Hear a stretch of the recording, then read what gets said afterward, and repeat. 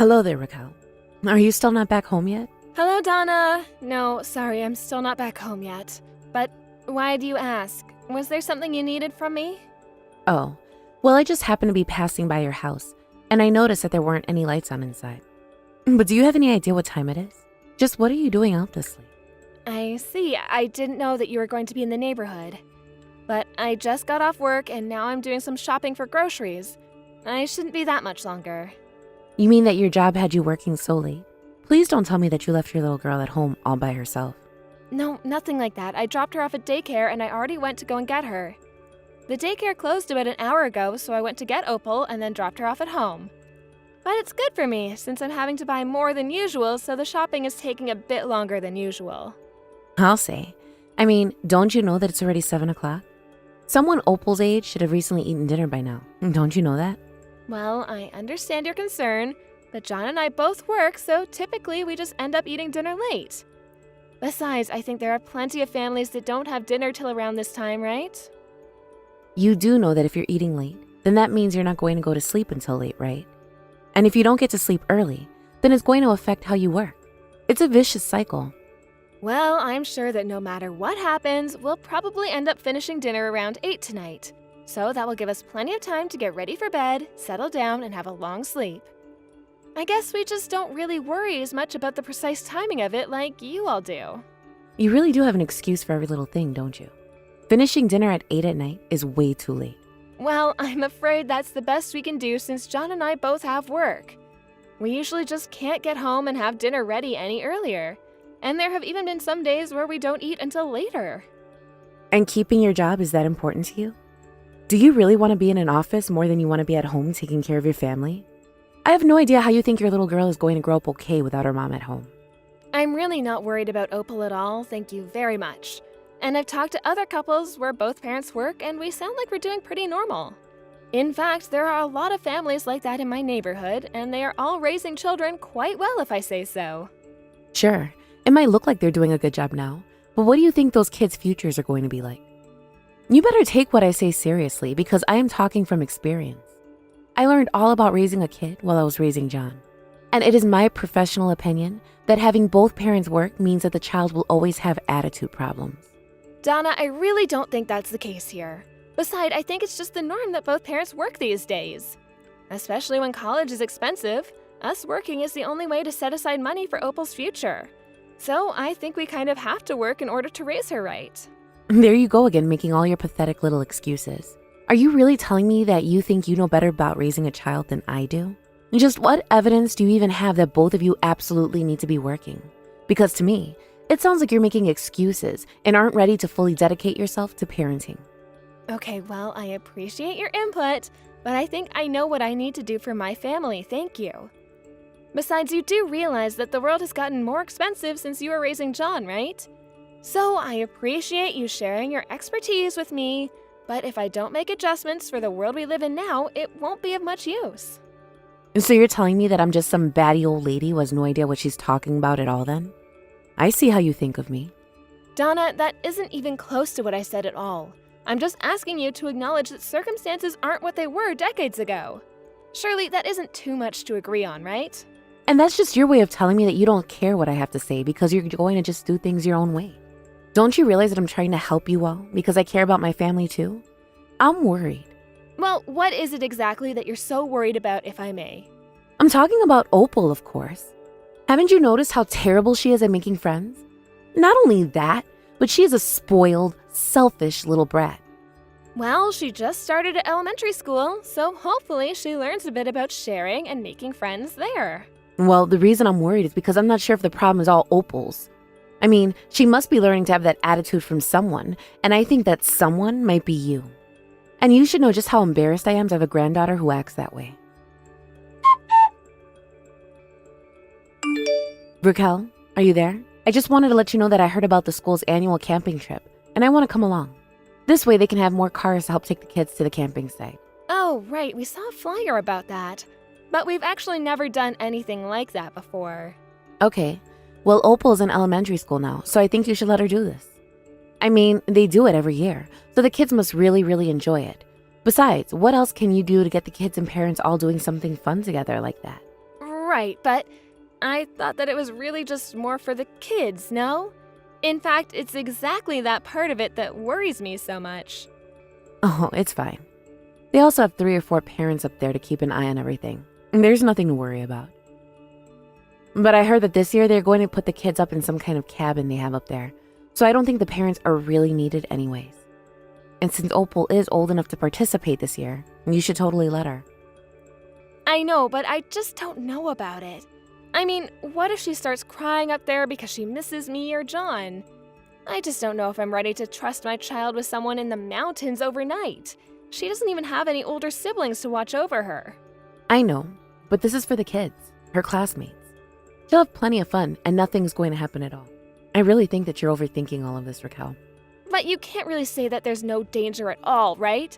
What if she falls into a river, or if a bear wanders onto the campsite?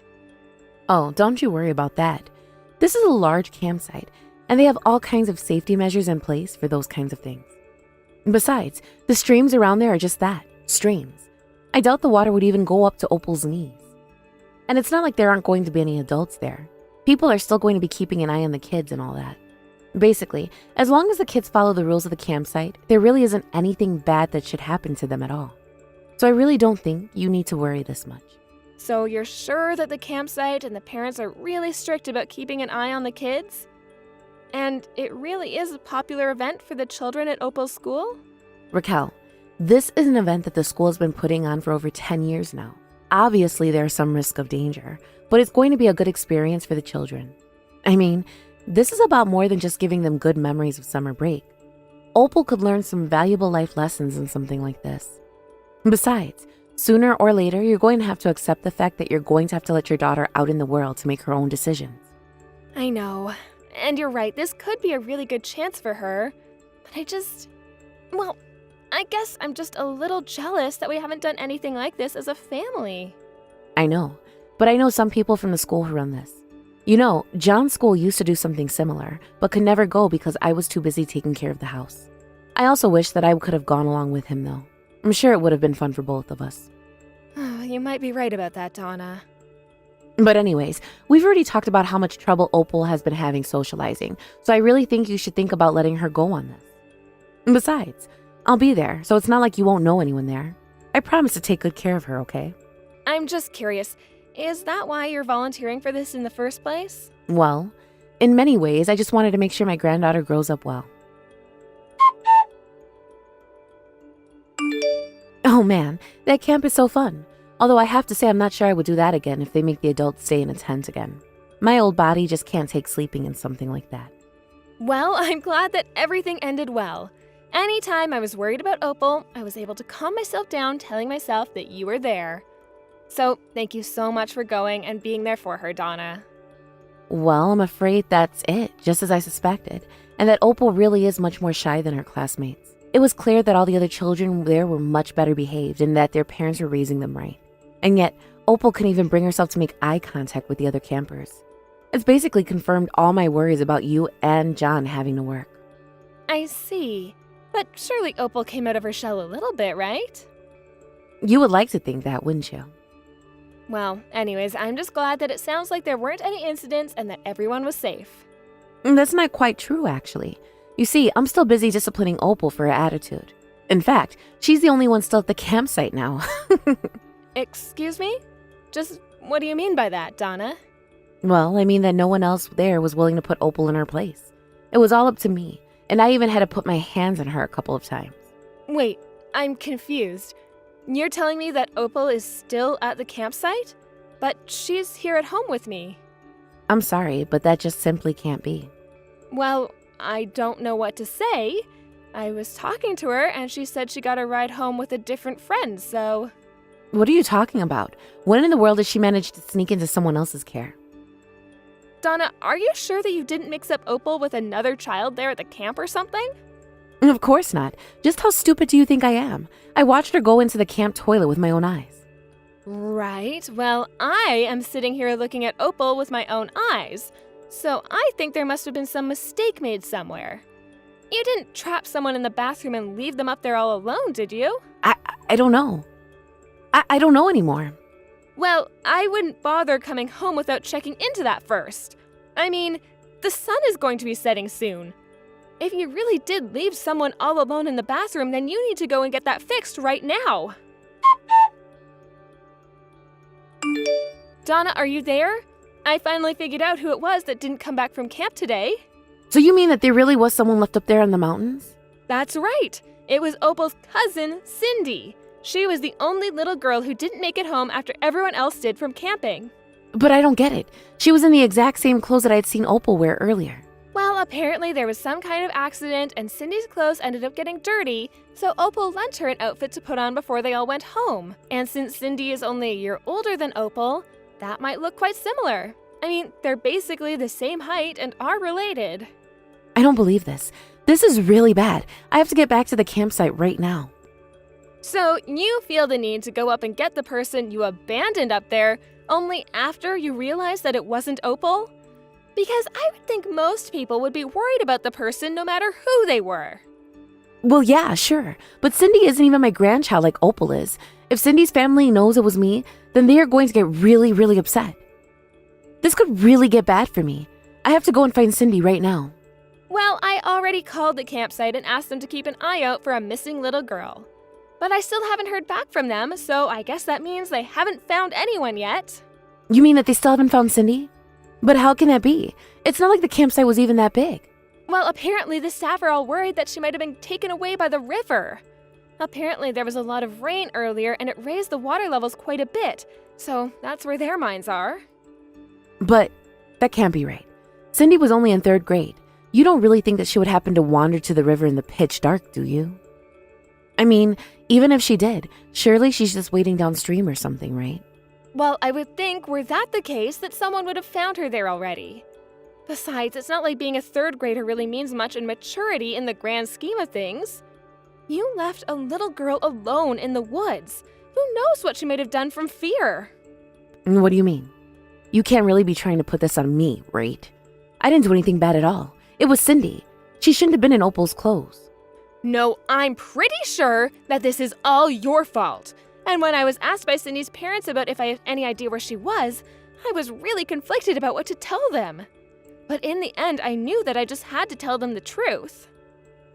And what does that mean, huh?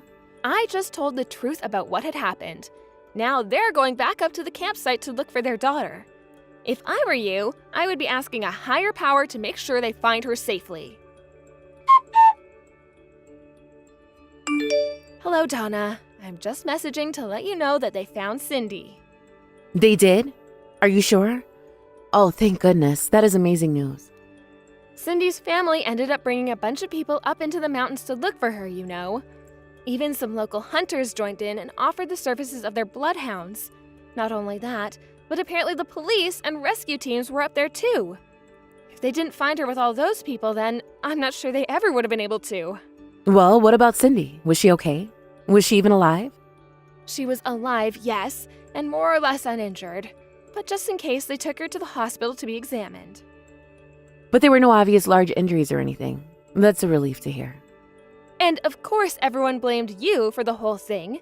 So I think the most you can hope for is a light sentence for what you've done. But either way, I think that you can expect Cindy's family to bring you to court over this. I would start looking for lawyers now. Oh, this is just ridiculous. It was an accident. Did you tell Cindy's parents that I meant to do that to Opal? Yes, I did tell them that you meant to do it to your own granddaughter instead of Cindy. But strangely enough, that just made them even more upset. I guess they don't really care what you were trying to accomplish with that. And just so you know, had that actually been Opal that you left in the mountains, I would do the same thing to you. But what did Cindy's parents actually say? Maybe I should go and apologize to them, smooth this all over. Yeah, I really don't think that's a good idea. They are both furious with you. In fact, they want you to go to their house tomorrow to apologize to them. I see. And that's where they're going to try and nail me with all of these exaggerated accusations. I don't think that's the most accurate way to describe what's going to happen. I mean, do you really not think that you're at fault for any of this? Of course not. I meant to do that to my granddaughter to teach her a lesson. So how could that be wrong? Donna, if anyone here needs to be taught a lesson, it's you. I mean, you keep going on about needing to teach Opal manners, but you're one of the worst people I've ever met. I mean, you literally abandoned a child in the mountains just to try and prove a stupid point. How dare you talk to your mother-in-law like that? Just who do you think you are, huh? I'll have you know that I have more experience child rearing than you ever will. You really think that you know better than me?